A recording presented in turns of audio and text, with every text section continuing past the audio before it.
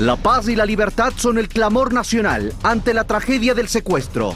El gobierno busca el apoyo de los países amigos, mientras la campaña electoral se toma Colombia. ¿Qué escenarios tiene la frontera norte? En 12 semanas el panorama para Ecuador cambió por completo. Un país que cifró sus esperanzas en la reforma institucional, el combate a la corrupción y el impulso económico, siente ahora la amenaza del narcoterrorismo. Las víctimas de secuestros infames y de las explosiones criminales solo nos producen indignación. En el programa de hoy evaluaremos las acciones tomadas por el gobierno nacional para hacer frente al conflicto que se vive en la frontera norte y también las serias denuncias formuladas en contra de su antecesor. ¿Llegó la hora de la verdad? Ahora empieza Políticamente Correcto.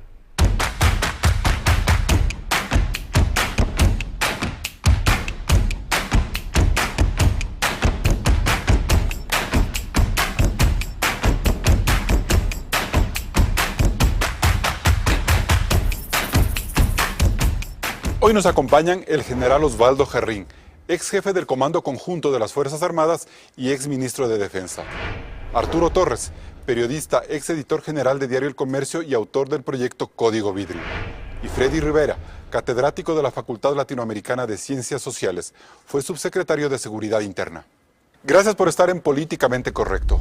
Luego de que Ecuador viviera una de las semanas más difíciles de los últimos años por el asesinato en cautiverio de 3 periodistas de Diario El Comercio en la frontera norte, el gobierno endureció su postura militar y ha hecho también algunas revelaciones políticas. Veamos este informe de Claudia Roura. Tras el estallido en 1000 pedazos de las esperanzas porque el equipo secuestrado del comercio vuelva con vida, el presidente Lenín Moreno endureció su postura frente a los criminales. No va más, queridos compatriotas. Doy un plazo de 12 horas a estos narcos para que nos entreguen la prueba de la existencia de nuestros compatriotas. Caso contrario, iremos con toda la contundencia. Desde ese día, el asedio militar en la frontera de Esmeraldas ha sido implacable. En esta semana se han detenido a unas 10 personas presuntamente vinculadas al Frente Oliver Sinisterra. Entre ellos, Brian, el lugarteniente de alias Guacho. Pero las amenazas terroristas siguen, confirmándose el lamentable secuestro de una pareja de civiles. En la parte política hubo avances parciales. El gobierno recibió el compromiso de cooperación de 6 países experimentados en esta lucha, entre ellos Estados Unidos. Nosotros estamos con Ecuador y vamos a continuar nuestra cooperación, nosotros de Estados Unidos y muchos otros países que quieren ayudar a su aliado Ecuador. Mientras que los cambios en las carteras de Interior, Defensa y Relaciones Exteriores siguen pendientes. Por otro lado, Moreno planteó investigar presuntos aportes de las FARC en la campaña de Rafael Correa. Un testigo de estos protegidos que las FARC entregaba dinero para las campañas del expresidente Correa. Yo pedí que se compruebe su veracidad. Las graves denuncias sobre dineros ilícitos en la política y la detención de un miembro de su equipo de seguridad por presunto narcotráfico nos abre una pregunta. ¿El gobierno nacional encontró una estrategia frente al narcoterrorismo? Bien, empezamos. Freddy Rivera, ¿está clara ya la agenda del gobierno frente al narcoterrorismo? No, creo que en este momento no hay una certeza planificada para desarrollar una serie de acciones, conjuntar distintas medidas. Lo que tenemos es una política, yo diría, reactiva frente a los acontecimientos que todos conocemos. Guacho y todo este terrorismo puso la agenda al Ecuador lamentablemente desde el 27 de enero, ¿podríamos decir eso? No, esto ya se evidenció de alguna manera con una serie de indicadores, se podría decir, años atrás. Los informes de inteligencia, sobre todo del Comando Conjunto, advertían hace más de 3 años la presencia de una serie de grupos armados, básicamente criminales.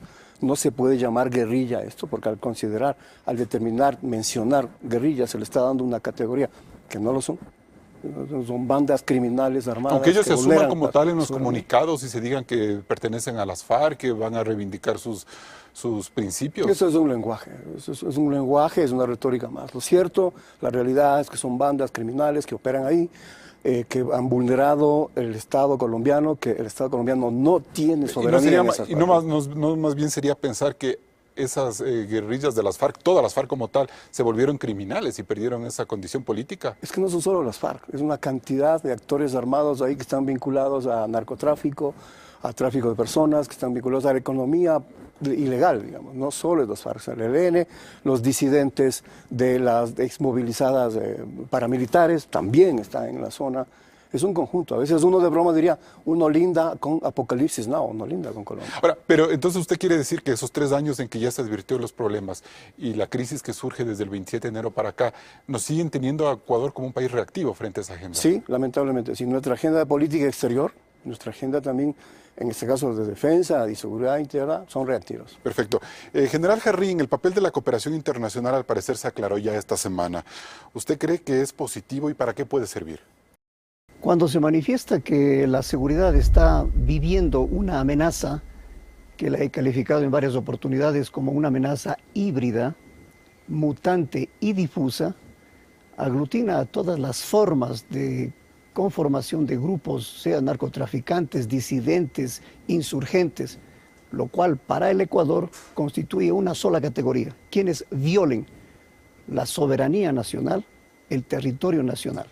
Y cuando se tiene en estas condiciones una amenaza transnacional, no hay otra forma que la cooperación internacional, por el solo hecho de que el narcotráfico, para considerarlo en forma particular, es un factor geopolítico de amenaza a la seguridad de los estados de la región. ¿Y cómo definir las prioridades de esa cooperación internacional? Porque puede ser también fácil que en el marco de esa cooperación gobiernos como Estados Unidos o como Colombia impongan su agenda, impongan sus intereses y más bien utilicen a Ecuador como una suerte de escudo y no más bien entender las urgencias que tiene Ecuador como país para salir adelante frente a estas amenazas. Eso ha sido una forma de desviar la atención, porque estaríamos supeditados a una política internacional siempre y cuando el Ecuador no tenga su propia política de seguridad. Es que Fede Rivera dice que no la hay, que hemos sido reactivos en los últimos años. No podemos ponernos al margen de los países y de la región. Hay políticas que tienen, en este caso, Estados Unidos, las Naciones Unidas y todos los países, especialmente para combatir el narcotráfico. ¿Pero Ecuador la tiene o no la tiene en este momento? El Ecuador tiene que actualizar porque no tiene una política de defensa desde el año 2006. Ha tenido 3 agendas de política de defensa que no reflejan exactamente. Pero frente a esa realidad es muy posible que nosotros nos dejemos llevar por una agenda internacional y no necesariamente. Lo que se tiene que hacer es, en primer lugar, determinar una política de seguridad de la frontera norte según establece la Constitución. Y si usted dice hace un momento que hay que establecer qué acciones se van a cumplir, no se pueden cumplir acciones si es que no hay una política. El presidente de la República la determina. El siguiente paso, en el COSEMPE o Consejo de Seguridad Pública del Estado, se determina una estrategia general. Y de esa estrategia general, con la Directiva de Defensa, se establecen las acciones en los diferentes sectores. Comando Conjunto de las Fuerzas Armadas, el Ministerio del Interior y los otros sectores. ¿Es positivo que los Estados Unidos cooperen en este momento con Ecuador, tomando en cuenta que la cooperación de hace 15 años con la base Manta, hace 20 años, fue tan politizada y tan cuestionada? Exactamente, cuando queremos mezclar la política con la seguridad, es un fracaso. Hay que ser si es que nosotros tenemos en Naciones Unidas el artículo y la resolución 1373 del año 2001, Naciones Unidas están apoyando, cooperando internacionalmente para prevenir, para recuperar, para evitar que exista refugios o que no se faculte la extradición. Todo eso es internacional, no tiene nada que ver con Estados Unidos. Perfecto. Todos los países tienen que cooperar. Ok, Arturo Torres, y en esta semana también vimos unas denuncias presentadas por el presidente Moreno en contra de Correa, un tema que se había hablado como un secreto a voces, pero que no se había logrado consolidar, que es la posibilidad de que hayan dineros ilícitos y aportes de las FARC a la campaña de Rafael Correa. ¿Esto que es un tema distractivo o realmente es la punta del ovillo sobre la cual debiera trabajar la prensa? Y la justicia también, obviamente. Así es. Creo que efectivamente se quedaron muchos cabos sueltos de esos contactos que tenía que hubo algunas evidencias de contactos de exfuncionarios del gobierno de Rafael Correa con las FARC a diferentes niveles, y se abrieron procesos, hay que recordarlo, por el lado judicial, la Fiscalía tuvo los datos, el gobierno también tuvo los datos. El disco duro de Reyes tuvo. Y sin embargo no se han tomado decisiones, ninguno de los juicios tuvo una consecuencia legal, no hubo ninguna definición. Entonces, si no hay desenlaces, hay impunidad. Prácticamente el tema de las FARC se quedó sepultado para averiguar los contactos. Los acuerdos, por el acercamiento de Correa con Santos, como que minimizamos el tema de las FARC, porque vimos que se solucionó un problema diplomático, pero no un problema en la frontera, ¿no es cierto? Exactamente, prima nuevamente la lógica política por sobre la lógica jurídica. Entonces, básicamente vemos que hay decisiones a nivel político que van tapando todo, van recubriéndolo todo y no permiten que fluyan realmente los hechos y que se conozca la magnitud de un problema que ahora nos está rebotando en la forma de inseguridad en la frontera. ¿De qué manera nosotros podemos entender o asumir que el compromiso del presidente Moreno de llevar adelante una investigación frente a un tema tan delicado que incluso lo salpicaría él, porque él fue el vicepresidente de esas campañas electorales, es real o simplemente es una distracción como para que nosotros nos dediquemos como este momento a hablar de eso y no de los verdaderos problemas y responsabilidades que tuvo este gobierno en temas como la crisis de los secuestrados, de la muerte de los marinos? Creo que es un error tratar de que el presidente tome esas decisiones. O sea, tenemos que recuperar la institucionalidad. Las decisiones de investigar lo que ocurrió con Angostura, las relaciones con las FARC, es una decisión de la Fiscalía y del órgano judicial. No debemos caer en lo que ocurrió los 10 últimos años, de que una sola persona tenía el control a través de diferentes, ¿no es cierto?, de diferentes niveles y de diferentes funcionarios de interferir en la justicia. No podemos hacer eso. Pero si es que el presidente Moreno no habla, está calladito el fiscal, está callada el Consejo de la Judicatura, es decir, para ellos no existen esos problemas. Claro, o sea, me parece importante la decisión, el anuncio del presidente, pero cada uno tiene que cumplir su responsabilidad al nivel que le toque y eso es importante como mensaje para la sociedad. Freddy Rivera, ¿cómo mira eso? Yo creo que tenemos una serie de desfases institucionales, en un momento crítico en el país. Una fiscalía cuestionada, los órganos de inteligencia cuestionados, una política que no ha logrado cuajar en estos años, que no ha sido para nada preventiva. Entonces, la conjunción de todas estas situaciones nos pone en una alta vulnerabilidad como país, frente a la lógica del crimen organizado, por supuesto. Y ese discurso de unidad nacional frente a esta necesidad de investigaciones de lo que fue el correísmo y esos presuntos vínculos con las FARC, ¿dónde nos deben llevar? Bueno, eso es parte, para mí, es un juego en este momento. Yo creo que si es que existe una capacidad de investigación retrospectiva, esa tiene que hacerse, hay órganos competentes para eso. Creo que hay que ver para adelante. El tema de la unidad nacional, sí, está muy bien, pero ¿hacia dónde camina eso?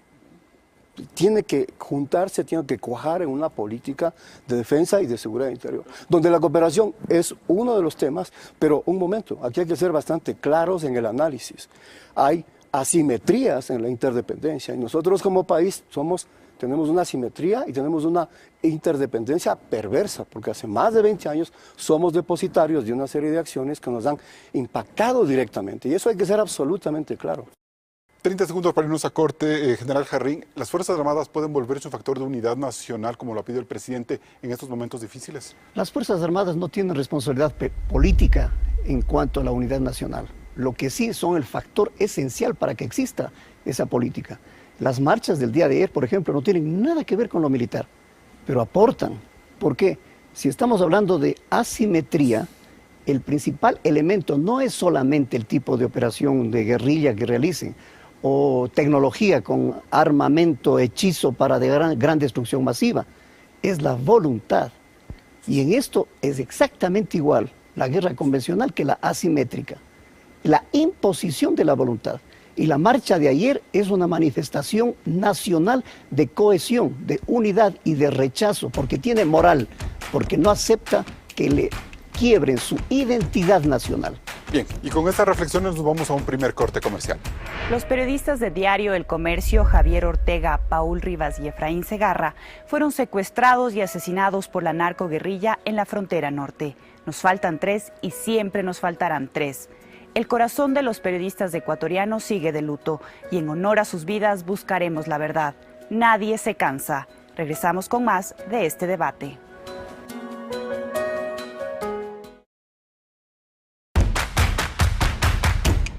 Y mientras las familias exigen que se entreguen los cuerpos del equipo periodístico de Diario El Comercio asesinado en cautiverio, la búsqueda de la verdad sobre lo que ocurrió con ellos no se puede detener. Hablemos de los cabos sueltos alrededor de su secuestro. Claudia. Carlos, primero pongamos en contexto que los periodistas del Comercio y otros medios ampliaron sus coberturas en la zona fronteriza desde finales de enero. Se habían registrado 8 explosiones. En la del 20 de marzo en el sector de Mataje, 4 militares murieron y otros resultaron heridos. Por ello, el estado era de alerta máxima. Ahora veamos qué pasó con el equipo periodístico. El lunes 26 de marzo, los 3 periodistas estaban hospedados en un hotel de San Lorenzo. Según las cámaras de seguridad del lugar, salieron pasadas las 7 de la mañana. Desayunaron en un restaurante del sector. Luego emprendieron el viaje a Mataje, que está a 28 kilómetros por una única carretera en buenas condiciones. El viaje sería aproximadamente de 25 minutos.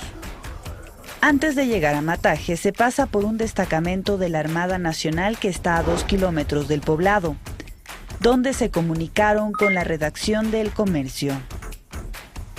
Cerca de las 9:30, los militares hicieron los controles de rutina. Los dejaron pasar y no se supo más de ellos. La camioneta del equipo de prensa fue encontrada 1,5 kilómetros después del destacamento, es decir, muy cerca del poblado. Según estos hechos, se presume que el secuestro fue antes del mediodía. Pero las autoridades insisten en que la aprehensión fue entre las 15 y 16 horas y que a los periodistas los llevaron a territorio colombiano. Por esas horas y en esa misma carretera explotó un tanquero militar de agua que no dejó heridos. A las 19:30, la UNACE confirmó el secuestro al diario El Comercio. La duda a despejar es, ¿por qué los militares perdieron el rastro del equipo periodístico?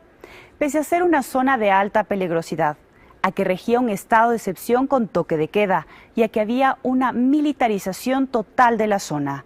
Carlos.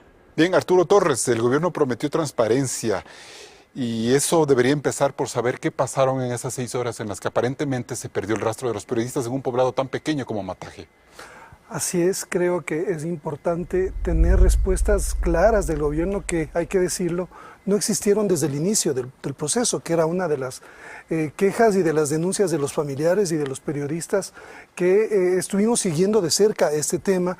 Entonces, esa falta de información adecuada no permitió, y ahora mismo se está solicitando, el mismo presidente ha anunciado que se va a desclasificar la información. Sin embargo, hasta ahora no se desclasifica. O sea, volviendo un poco a la reconstrucción de los hechos, si pasan a las 9:30 por el destacamento de la Armada e ingresan al pueblo, ¿por qué recién hasta las 15 horas se supone, como dice la versión oficial, fueron secuestrados? Si es un poblado tan pequeño, ¿qué pudo haber pasado durante esas horas para que los militares no se percataran de lo que pasaba ahí o no lo siguieron? No sé. Claro, o sea, como hipótesis, porque todavía estamos frente a muchos hechos que tienen que ser debidamente confirmados y corroborados por varias fuentes, no solamente la fuente oficial, que en este caso tenemos unos antecedentes de que se puede manejar políticamente el tema, que es lo que no queremos que ocurra. Lo que a mí me llama la atención es cómo, si es que era una zona de tanto riesgo, le dejan pasar al equipo periodístico. Entonces, una de las hipótesis es que no tenían suficiente información de inteligencia del riesgo que corría un equipo de periodistas. Pero si una semana antes murieron 3 marinos y luego murió uno más por herido. Es decir, eso quiere decir que sí se sabía que había un momento de riesgo. O sea, había una escalada evidente y la escalada no viene solo desde enero, Carlos. Viene desde antes, meses antes, desde fines del 2017, ya hubo operaciones concretas del ejército en la zona que golpearon a esas estructuras. O sea, ya se venía teniendo información, sino que a nivel operativo se evidencian fallas. O sea, ya a nivel de tomar las decisiones y a la vez de contrastar y un poco no permitirle al equipo periodístico que pase a una zona que evidentemente era de riesgo, ahí eso es una respuesta que tiene que dar el gobierno a los familiares. General Jarrín, este cabo suelto nos puede explicar de alguna manera manera la necesidad también de que en las Fuerzas Armadas se verifiquen esos procedimientos. Usted como militar y como estratega, ¿cómo ve esas 6 horas en las que se pierde el rastro de los chicos, de los secuestrados? Hay que diferenciar lo que es la vigencia de un plan de seguridad fronterizo de lo que significa un comité de crisis, especialmente para manejar el secuestro. Que es posterior, además. Bueno, pero parte del problema parte con el secuestro. Y ese momento nosotros tenemos que darnos cuenta si es que es un secuestro de carácter extorsivo o político. En otras palabras, si es que el secuestro es un fin en sí mismo o si es instrumental. Es un fin en sí mismo cuando se trata de buscar protagonismo, cuando se quiere incrementar su poder, cuando no se acepta alternativas y cuando se sienten ante la presión acorralados y toman decisiones desesperadas. Es decir, no hubo un adecuado manejo del comité de crisis. Ya, pero eso es posterior al secuestro. Armadas. Lo que yo digo es que pasó de 9:30 de la mañana a 15 horas donde la misma inteligencia, la policía, las autoridades dicen que fueron secuestrados. ¿No cree usted que los militares sí debieron haberles seguido al equipo periodístico? ¿Cómo trabajar in situ en ese momento? El equipo periodístico no es materia de las Fuerzas Armadas, es materia directa del comité de crisis. En el comité de crisis se establece un equipo profesional para que sea vocero. Y ahí está el error, el ministro del Interior no puede ser vocero del comité de crisis. Me refiero a haber evitado que los secuestren, es decir, haberlos dado seguimiento, acompañado en esa cobertura. A eso me refiero. Las Fuerzas Armadas no dan cobertura y seguimiento a la prensa. Lo que sí tiene que conformar un equipo de prensa profesional para que conduzca y eso no ha habido, ¿no y maneje. Eso es lo que no hubo.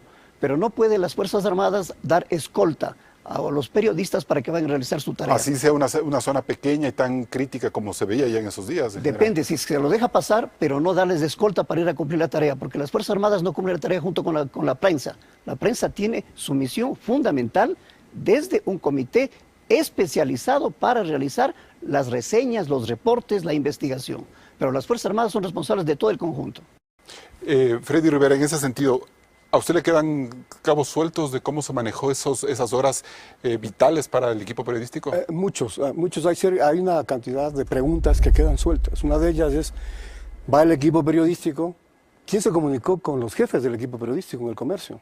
¿Quién le pareció importante decir, a ver, va a haber una primicia noticiosa? Esos son canales de comunicación y eso es básicamente inteligencia pericial, policial.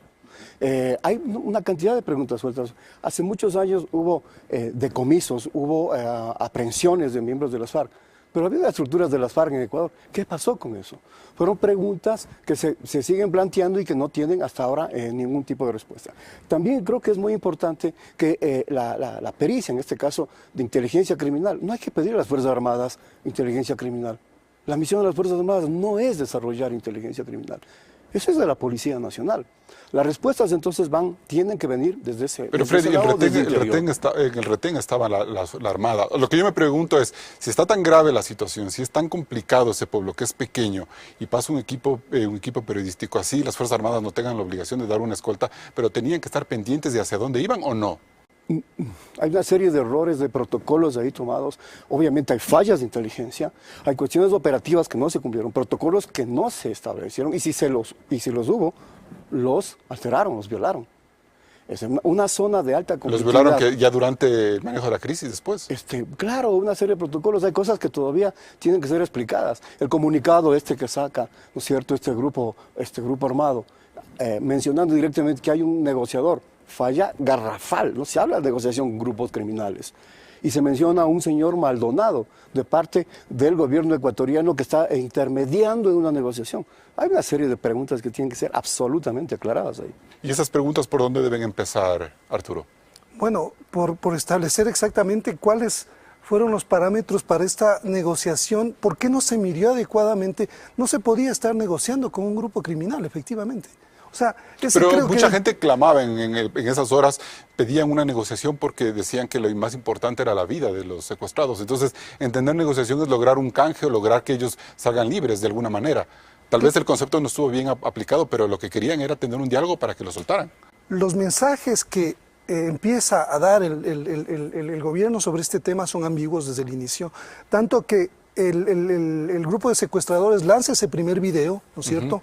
Y hace sus pedidos y en ese momento la negociación empieza con... O sea, cualquier diálogo que haya existido se complica ya cuando ellos sacan ese video exigiéndoles o utilizando a los periodistas para que hagan públicos sus demandas. Entonces, y no olvidemos que en esos días, el 5 de abril, ya cuando supuestamente estaba en marcha la negociación, el ministro de Defensa colombiano felicita a su par ecuatoriano por la captura de la cuñada de alias Guacho. Es decir, habían operaciones que se estaban haciendo y que yo no sé, esta es una hipótesis también, en qué medida eso aceleró el desenlace trágico que hubo en este secuestro. Esa es una de las dudas que tiene que aclarar bien el gobierno a la familia, a los amigos y a todo el país. Bien, nos vamos a un siguiente corte comercial. 4 infantes de Marina fallecieron en una explosión en la carretera Mataje. Luis Mosquera, Sergio Elaje, Jairo Sandoval y Wilmer Álvarez. Estos soldados cubren de honor al país. Que no nos falte nadie más. Regresamos después del corte.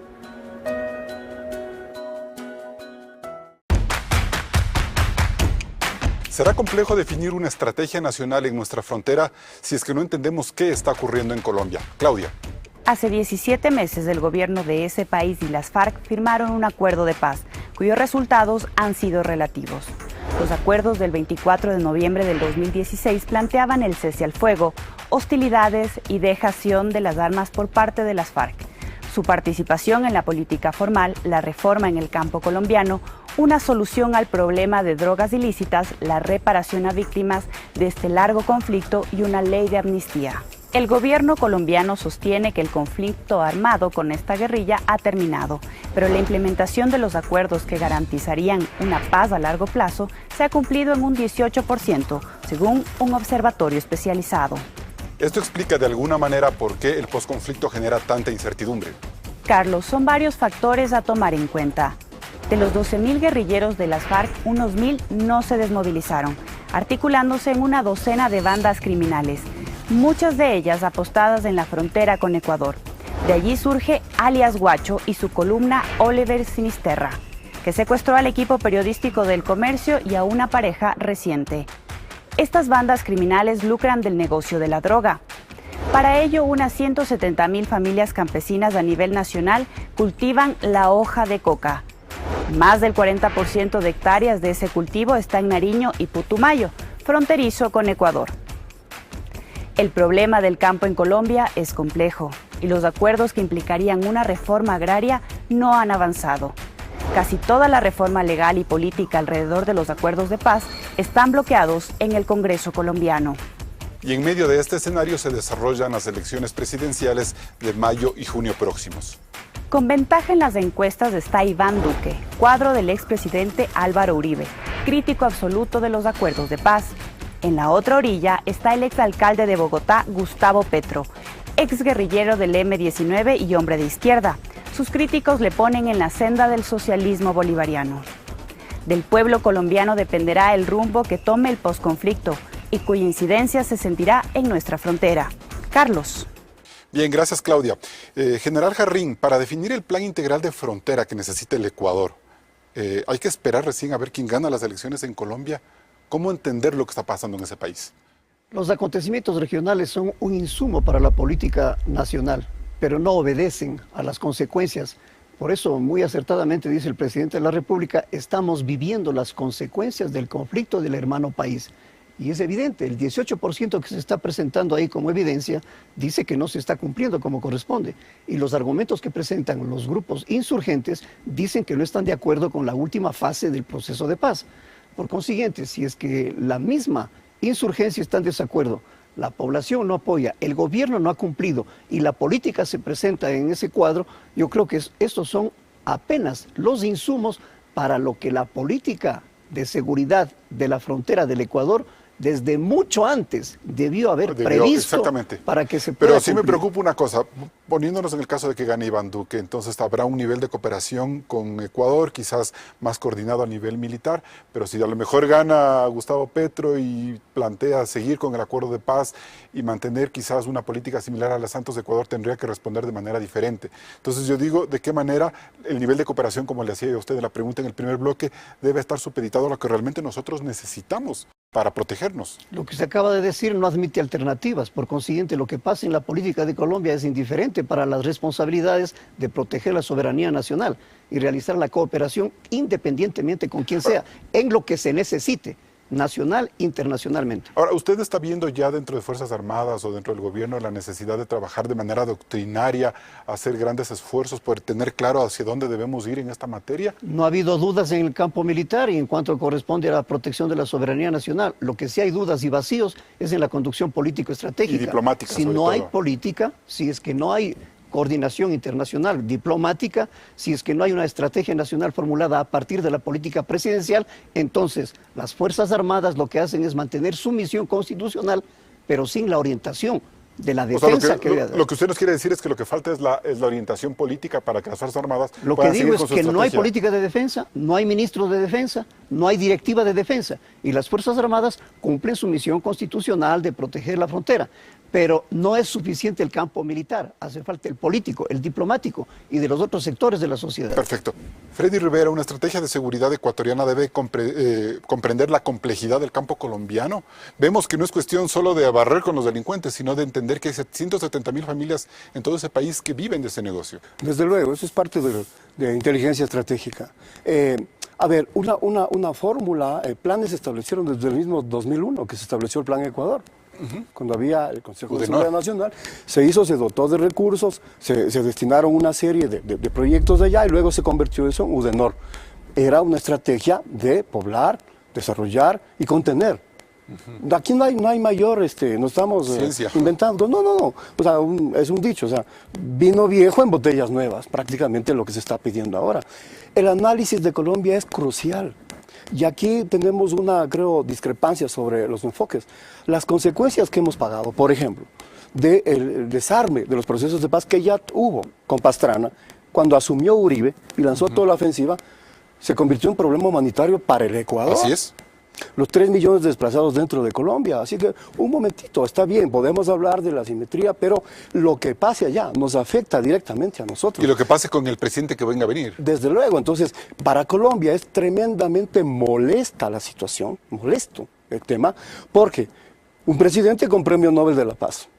Colombia establece mercados más amplios a través de distintos mecanismos. Comisión Europea. Se juega ahí, libre comercio. Quiere liderar junto con México el Club del Pacífico. O sea, hay que tomar en cuenta esas cosas. Entonces, los temas que le revienten en la frontera sur, occidental, que nunca le preocuparon, porque la base prioritaria de atención de la política interna colombiana y militar fue el centro y los departamentos para el oriente. Como decía un analista hace unos días, se pensó un plan de paz para Bogotá y Antioquia, no para Nariño. En general, para el centro norte oriental, diría yo. Arturo Torres, Ecuador perdió 20 años en indefensión, porque yo también veo una cosa que me preocupa. Hace 20 años, cuando inició este proceso de ver el conflicto colombiano, las élites ecuatorianas en general rechazaban el armamentismo de Uribe y las cercanías a Uribe, y más bien buscábamos la neutralidad como política que no sé qué resultados daba o qué tan efectiva era. Luego llega el correísmo y toma una posición distinta, crítica con Uribe y luego de una alianza con Santos. Es decir, han pasado 20 años frente a no definirnos bien qué queremos frente a ese conflicto. Así es, creo que coincido en que a nivel político las líneas han faltado cuajar y efectivamente que un poco se pueda tener claridad a nivel ya operativo de quienes cumplen la tarea de salvaguardar esa seguridad, que son Fuerzas Armadas y en el caso ya delictivo la policía.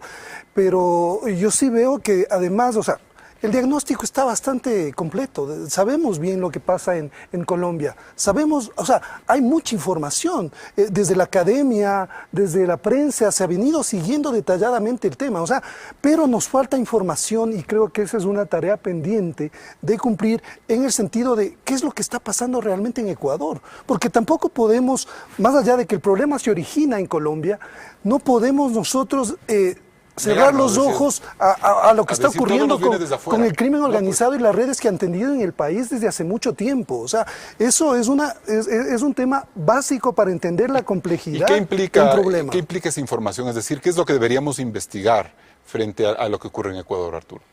Desde hace muchos años ya se hablaba de todas las redes de cooperación que tenían las FARC y también el narcotráfico que utiliza el país como país de tránsito, como de bodegas y todas las redes de apoyo logísticas de lavado de dinero que se tiene.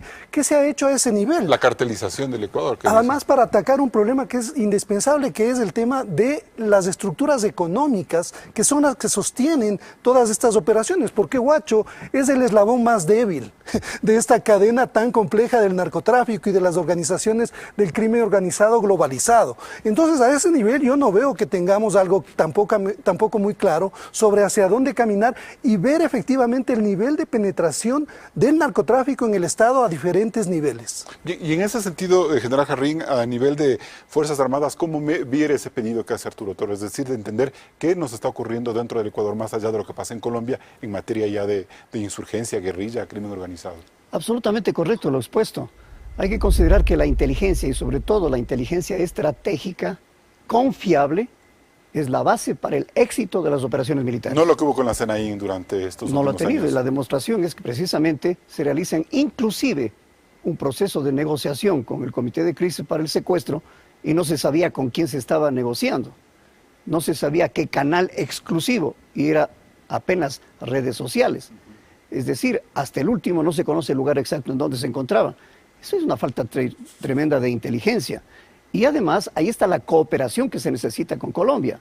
Y también hay que ver que la inteligencia es el principal factor multiplicador de la fuerza para el desarrollo de operaciones ¿Qué militares. niveles de cooperación se debe tener con Colombia, tomando en cuenta que Freddy Rivera tiene algunos reparos frente a la posibilidad de que esas asimetrías no nos exploten como país?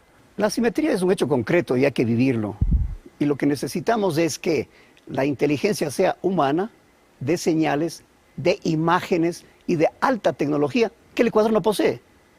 Entonces ahí viene la necesidad de una cooperación internacional para clarificar mejor. Y si esa inteligencia, mejor dicho, y si esa cooperación militar y política colombiana está matizada por una politización real de ese país, una campaña electoral, un presidente desgastado como Santos, unas agendas que a lo mejor no sabemos exactamente hacia dónde van, ¿cómo podemos nosotros utilizar y aprovechar lo mejor de esa cooperación sin ser presa de los intereses de ese país? Sería ser mezquino considerar que las fuerzas militares de Colombia están supeditadas al proceso político y por eso no estén actuando. Actúan, están haciendo, tienen acciones militares definitivas. No podemos olvidarnos del Plan Colombia, del Plan Atlas que están aplicando.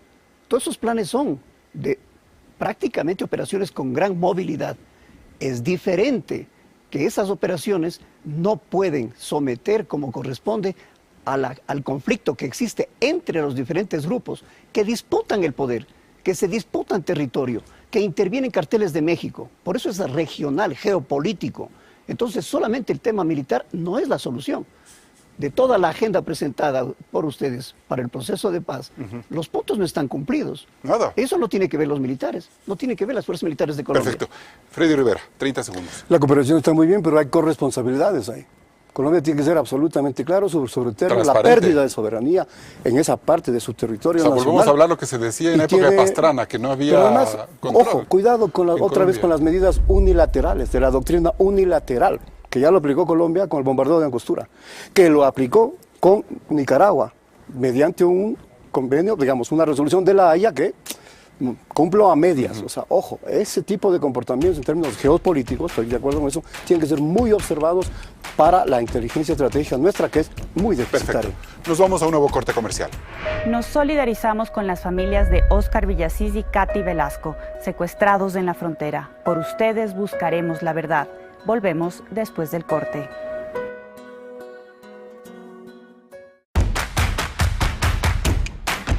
Otro problema que el Ecuador percibió durante la crisis de los secuestrados fue la desarticulación de la política comunicacional del gobierno, incluso con las autoridades y la prensa colombiana. El martes 27 de marzo, las autoridades recibieron una primera foto del equipo periodístico del Comercio, secuestrado la víspera. Paul, Javier y Efraín se veían en buen estado. El miércoles, medios colombianos anunciaron la liberación de los cautivos por presión de las tropas de los dos países. La noticia la filtraron fuentes militares de ese país. Al día siguiente, el ministro César Navas descartó esa información. Lo que pasó ayer, sinceramente, es una irresponsabilidad, por decirlo menos. El martes 3 de abril, la estación colombiana RCN difundió un video de los 3 periodistas secuestrados. Javier Ortega dijo que el Frente Oliver Sinisterra busca la liberación de 3 detenidos y dar de baja los acuerdos de cooperación entre los dos países. El gobierno ecuatoriano rechazó la difusión del video por el bienestar de las familias de los secuestrados. En ese video fue la única vez que se los vio con vida. Una semana después, medios colombianos difunden un comunicado del Frente Sinisterra advirtiendo el asesinato de los periodistas. Las autoridades de ambos países lo rechazaron. Se están realizando las verificaciones tanto de la veracidad de los hechos descritos ahí, como también del origen de la fuente de este documento. Hemos hecho el análisis de inteligencia de ese texto que aparece firmado por un supuesto Frente Oliver Sinisterra de las FARC-EP y no hemos podido encontrar ningún elemento que permita afirmar que es auténtico. Al día siguiente, la tragedia se desborda. RCN dice que hay fotos que confirmarían la muerte de Paul, Javier y Efraín. En una dramática rueda de prensa, el ministro Navas pide esperar las confirmaciones periciales. Y el presidente Lenín Moreno, a su regreso de Lima, da 12 horas de plazo a los captores para que envíen una prueba de supervivencia. El viernes 13, Moreno acaba con las dudas. Y lamentablemente tenemos información que confirma el asesinato de nuestros compatriotas.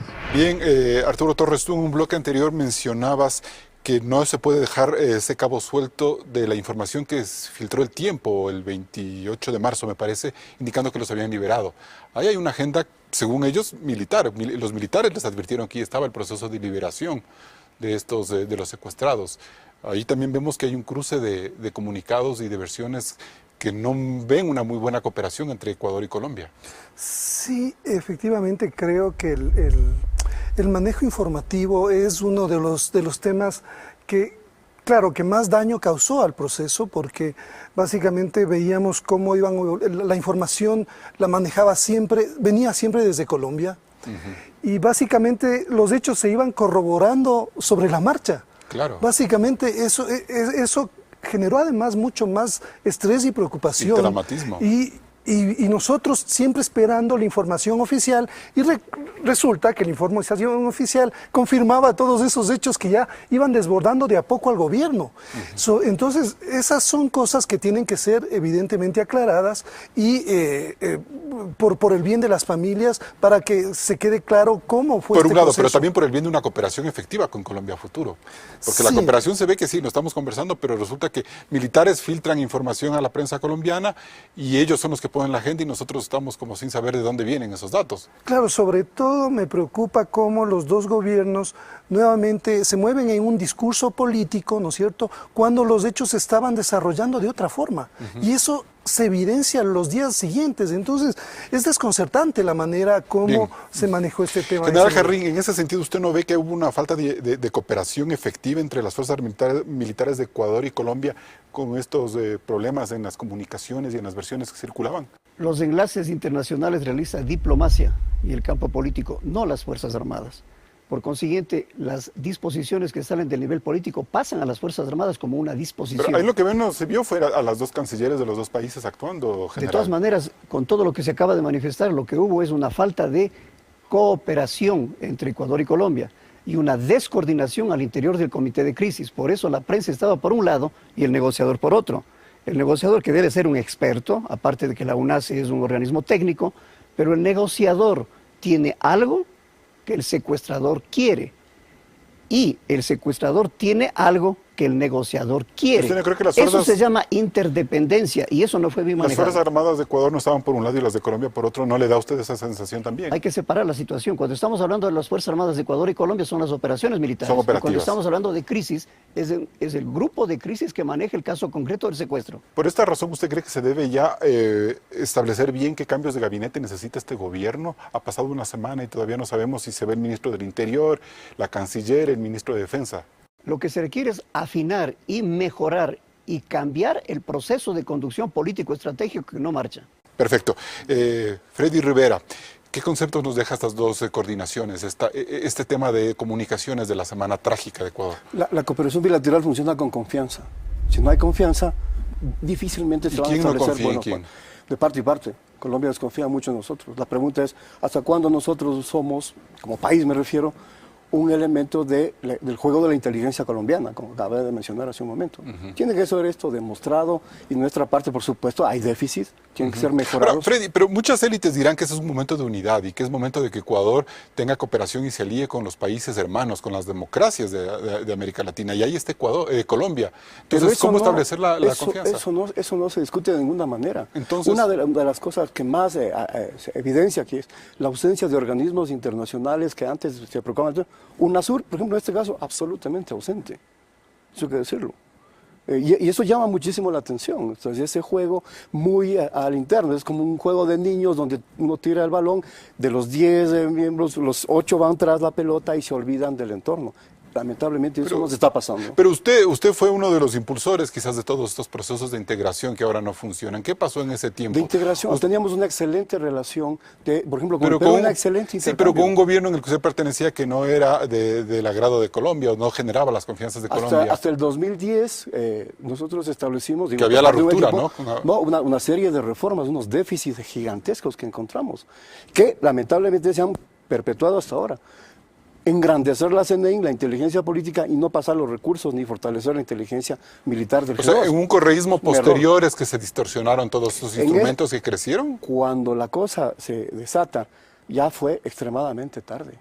En políticas de seguridad y en políticas de defensa, no hay peor cosa que prueba, error, prueba, porque se abren unas ventanas gigantescas para el crimen organizado internacional. Tal es el nivel de desconfianza que tiene Colombia, quiero agregar a lo que manifiesta Freddy, que ni siquiera nos incluyó en el proceso de paz, en los diálogos que tenía con las FARC, pese a que el Ecuador es el principal afectado de ese conflicto. O sea, nunca pudimos participar directamente, no nos tomaron en cuenta a ese nivel. O sea, es increíble cómo Colombia ha dado señales de lo poco que le interesa y de lo poco que le importa las ¿Y consecuencias. no será que lo está que pagando generaba el país. desconfianza era el gobierno, el correísmo como proyecto político más que como país?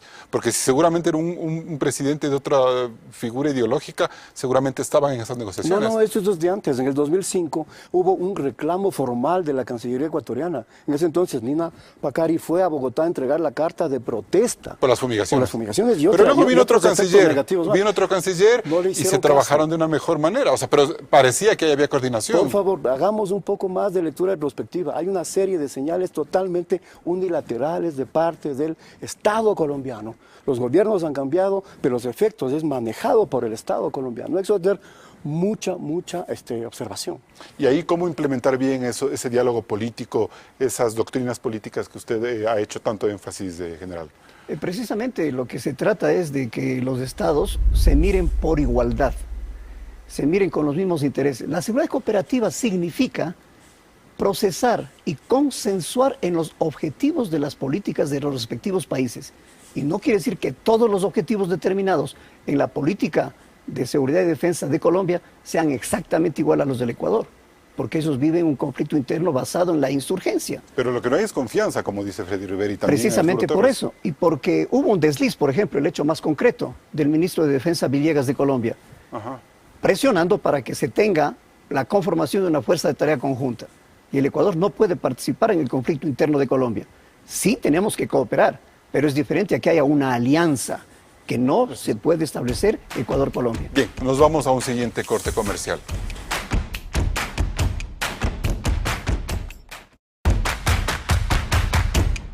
Entramos en la etapa de conclusiones. Freddy Rivera, ¿qué decisiones políticamente correctas debe tomar el gobierno para enfrentar la situación en la frontera? Necesitamos una política exterior clara, contundente, proactiva, que restablezca los niveles de confianza y respeto con Colombia, que es uno de los ejes que desestabiliza la región andina. General Osvaldo Jarrín. Se necesita liderazgo en la definición política interna, mejor cooperación intergubernamental, fortalecimiento de las instituciones y gran cohesión nacional.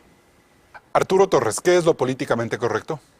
Lo políticamente correcto es que el gobierno actúe no solamente a un nivel coyuntural, sino que tome medidas de fondo a mediano y largo plazo y que así pueda realmente enfrentar este problema como es. Es un problema que tiene varias dimensiones y necesita un enfoque mucho más complejo y serio frente a toda esta problemática. Ante la tragedia de los últimos días, por la que el gobierno recibió duras críticas, el presidente Moreno se comprometió a transparentar todas las acciones que se adoptaron. Es un punto importante, porque solo la verdad traerá tranquilidad a familias deshechas. Ese compromiso de Moreno también pasa por definir marcos de cooperación internacional donde primen los intereses del Ecuador, exigiendo lo que debemos para no dar más de lo que podemos. Esta semana también el presidente abrió la puerta a uno de los temas más controversiales del correísmo, el presunto aporte de dineros ilícitos a la campaña del expresidente. La justicia tendrá que llevar las investigaciones hasta el final y para que ella opere, Moreno tendrá que ser muy diligente con sus denuncias. Hasta el próximo programa. Con estas conclusiones y esperando que Ecuador vuelva a ser un país de paz, despedimos este programa de Políticamente Correcto. Hasta el próximo domingo.